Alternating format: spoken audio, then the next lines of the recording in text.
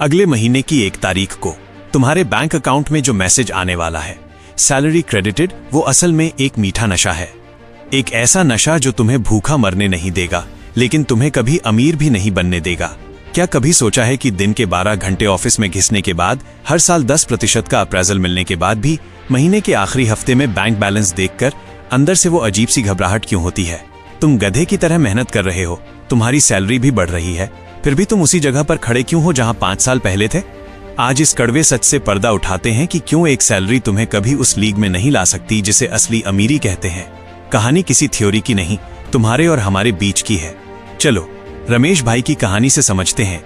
रमेश एकदम कड़क software engineer. जब उसकी पहली नौकरी लगी, सैलरी थी 40,000 रुपए। रमेश खुश था। फिर उसकी तरक्की हुई, प्रमोशन हुआ और सैलरी हो गई 1.5 लाख रुपए महीना। रमेश को लगा कि वो गेम जीत गया। उसने तुरंत एक बड़ी गाड़ी ली, अच्छे इलाके में फ्लैट किराए पर लिया और वीकेंड्स पर महंगे कैफे जाने लगा। लेकिन जानते हो ट्विस्ट क्या था? 1.5 लाख कमाने के बाद भी महीने की 25 तारीख आते आते रमेश को क्रेडिट कार्ड का बिल देखकर पसीने छूटने लगते थे। ऐसा क्यों हुआ? क्योंकि रमेश एक ऐसी जाल में फंसा था जिसे इकोनॉमिक्स की भाषा में लीनियर इनकम कहते हैं। इसका सीधा सा गणित है, जितने घंटे तुम काम करोगे उतने ही पैसे मिलेंगे। अगर तुम 8 घंटे काम कर रहे हो तो तुम्हें 8 घंटे की कीमत मिलेगी। अगर तुम सो रहे हो, बीमार हो या छुट्टी पर हो तो तुम्हारी कमाई का मीटर एकदम 0 हो जाता है। यानी तुम्हारी कमाई की एक परमानेंट सीलिंग है। तुम चाहे जितनी जान लगा लो, तुम एक दिन में 24 घंटे से ज्यादा काम नहीं कर सकते। तुम्हारी इनकम लाइनर है, लेकिन तुम्हारी जिंदगी के खर्चे और तुम्हारी ख्वाहिशें एक्सपोनेंशियल हैं। अब इसमें तड़का लगाता है सरकार का सबसे बड़ा हथियार, टैक्स ट्रैप। लोग सोचते हैं कि जब उनकी सैलरी बढ़ेगी तो वो ज्यादा अमीर होंगे, पर भाई जैसे ही तुम्हारी सैलरी का ग्राफ ऊपर जाता है, तुम चुपके से एक ऊंचे टैक्स ब्रैकेट में कूद जाते हो। मान लो तुम्हें 30% का टैक्स लग रहा है। इसका मतलब जानते हो? साल के पहले 4 महीने तुम अपने लिए नहीं बल्कि सरकार के लिए फ्री में काम कर रहे हो। जब एक आम नौकरी पेशा इंसान की आमदनी बढ़ती है तो उसका टैक्स सबसे पहले कटता है और जो बचता है वो उसकी जेब में आता है। यानी तुम जितनी ज्यादा मेहनत करोगे, सरकार तुम्हारी मेहनत का उतना ही बड़ा हिस्सा बिना पूछे काट लेगी। तुम मेहनत बढ़ा रहे हो और सिस्टम तुम्हारा हिस्सा घटा रहा है, और जो पैसा टैक्स से बच गया उसे धीरे धीरे पीछे से दीमक की तरह चाट रही है इन्फ्लेशन यानी महंगाई। तुम्हें लगता है कि इस साल बॉस ने 8% का हाइक दिया है तो तुम अमीर हो गए? जरा बाहर जाकर दूध, पेट्रोल और मकान के किराए का भाव देखो, वो 10% की रफ्तार से बढ़ रहे हैं। मतलब तुम जहां थे, असल में महंगाई ने तुम्हें उससे भी 2 कदम पीछे धकेल दिया है। तुम्हारी सैलरी की परचेजिंग पावर हर गुजरते दिन के साथ कम हो रही है। तुम एक ऐसी दौड़ में भाग रहे हो जहां ट्रेडमिल की स्पीड तुम्हारी दौड़ने की स्पीड से तेज है। इस पूरे खेल का सबसे बड़ा नुकसान पैसों का नहीं बल्कि तुम्हारे टाइम का है। तुम असल में कोई सर्विस या प्रोडक्ट नहीं बेच रहे, तुम अपनी जिंदगी के सबसे खूबसूरत साल, अपनी जवानी के दिन और अपना कीमती वक्त कौड़ियों के भाव बेच रहे हो। सुबह 9 से शाम 5 बजे तक का वक्त तुमने किसी और के सपने को पूरा करने के लिए गिरवी रख दिया है। और मजे की बात देखो, वक्त एक लिमिटेड कमोडिटी है।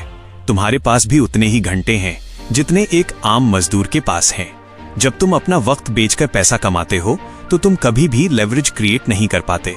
तुम खुद एक टूल बनकर रह जाते हो जो किसी और की वेल्थ मशीन को चला रहा है।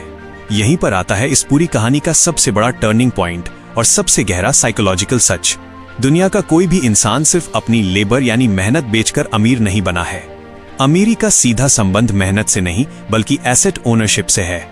जब तुम सैलरी पर काम करते हो तो तुम किसी और के एसेट को बड़ा बना रहे होते हो। तुम जिस कंपनी में काम करते हो उसका मालिक रात को सो रहा होता है, लेकिन उसकी कंपनी की वैल्यू बढ़ रही होती है। क्यों? क्योंकि उसके पास एसेट है, उसके पास उस बिजनेस का मालिकाना हक है। जब तक तुम उस एसेट ओनरशिप की टेबल पर नहीं बैठते, तब तक तुम सिर्फ उस टेबल को साफ करने वाले मुलाजिम हो, चाहे तुम्हारी सैलरी लाखों में ही क्यों ना हो।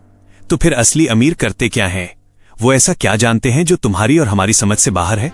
यहां आता है असली ट्विस्ट। रिच लोग सैलरी नहीं सिस्टम्स बनाते हैं। अमीर इंसान कभी इस ताक में नहीं बैठता कि कोई उसे महीने के आखिर में पैसे दे।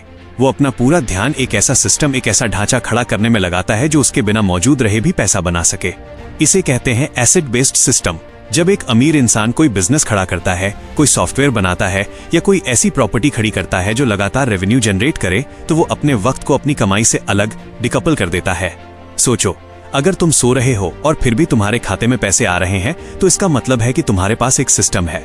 लेकिन अगर तुम्हें पैसा कमाने के लिए रोज सुबह उठकर लैपटॉप खोलना ही पड़ रहा है तो तुम एक सिस्टम के कैदी हो। अमीर लोग खुद काम नहीं करते, उनके बनाए हुए सिस्टम उनके लिए हायर किए गए लोग और उनका पैसा उनके लिए 24 घंटे काम करता है। वो एक बार मेहनत करके पाइपलाइन बिछाते हैं और फिर जिंदगी भर उस पानी का लुत्फ उठाते हैं, जबकि एक सैलरीड इंसान रोज कुआं खोदता है और रोज पानी पीता है। जिस दिन कुआं खोदना बंद, उस दिन प्यास से गला सूखना तय है। बात को गहराई से समझो।